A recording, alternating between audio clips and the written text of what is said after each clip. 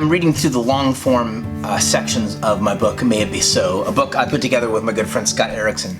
He's illustrated and not only put together the cover, but he's responsible for all the images, there's 40 of them in here, that make up the book. If you're familiar with the book, either because you have it, or because you've seen it, or because you've seen the work from May It Be So at Instagram or Facebook or wherever, what you know is most of the book is made up of these brief prayers, tweet-length prayers, in words, and then these images, these meditative images. And the intention is not to get these prayers in word or an image into your life, to memorize or just get them in you, but that these prayers in word and an image are tools. And as tools, they can help to shape you, or they can be helpful in helping you excavate as tools the work already at hand in your own soul, your own life. I think most prayer works that way. And so part of what I wanted to do with this book, May It Be So, we called it 40 Days with the Lord's Prayer. And I spent time with 7, I'll call them movements, 7 different lines, phrases, in this prayer that Jesus offered his disciples, the people who asked him at one point, like, hey, how do you pray? These adult people who were like, we don't know what we're doing, how do we pray?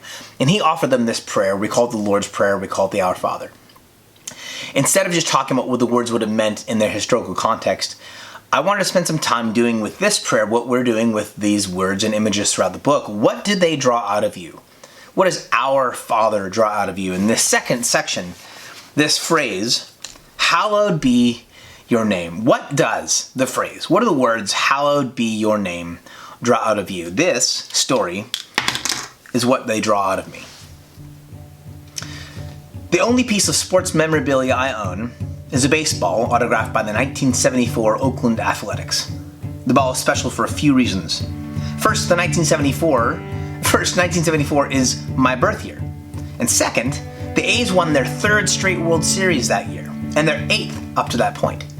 But more than all of that, the baseball belonged to my father, and it's one of the very few things I held on to after his death. Just as he had done, I kept the ball in a glass display box to keep it relatively safe from dust, or a set of small hands. When my son Asa turned 4 and started playing baseball, he began being more interested in this glass-encased ball and began asking questions about it. Mostly, though, he wanted to take it out and play with it. Fumbling around for ways to explain why it was off limits, I told him that some things are special for personal reasons. I talked about my dad and my affinity for Oakland sports. I couldn't quite tell how much of that made sense to him. Regardless, he stopped asking to play with the ball and left it alone for a while. One day, about midway through my son's 2nd season of Little League ball, I walked into my office to find that my autographed 1974 Oakland A's World Series baseball had been removed from its protective glass case and was now resting on a small salad plate and was covered by a translucent plastic bowl. In the glass case that originally housed my sacred baseball sat a ball that Asa got from his coach just a few days earlier. A ball his coach gave him to commemorate his first multi-hit game. The ball didn't feature names like Raleigh Fingers or Catfish Hunter or Reggie Jackson. Instead, it bore just 3 words written in blue ballpoint pen. Game Ball Asa. My son knew that the glass case was for special baseballs. He wanted to share that space with me. He wanted his name there. See, gifts aren't special because they're kept out of the reach of others. Quite the opposite, in fact.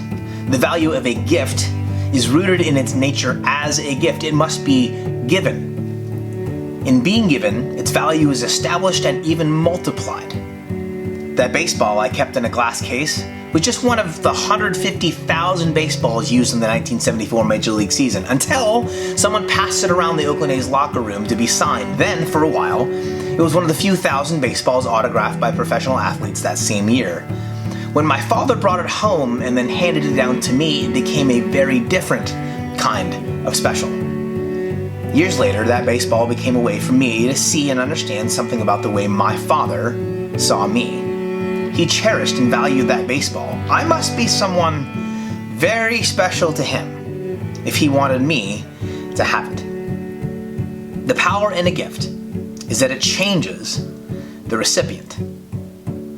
At the beginning of the Lord's Prayer, I'm invited to call myself a child of God, a member of God's family. Praying, "Hallowed be your name," takes me further, recognizing that the one whose family I am claiming as my own is the very same one in whom all things were created. Things in heaven and on earth, visible and invisible, whether thrones or powers or rulers or authorities. He is the one through whom all things have been created, the one who is before all things, and in whom all things are held together. I'm a child of that God. I'm a member of that family.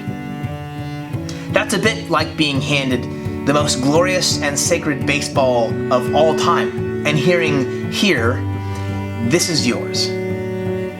And then expecting to see the recognizable names of revered heroes of the faith and history, finding my own name instead. No matter what my son cognitively understood or didn't understand, he emotionally assumed a very special place in my life, my world, and in my heart. This prayer is asking you and me to do the same, but on a cosmic and divine scale. Hallowed be your name.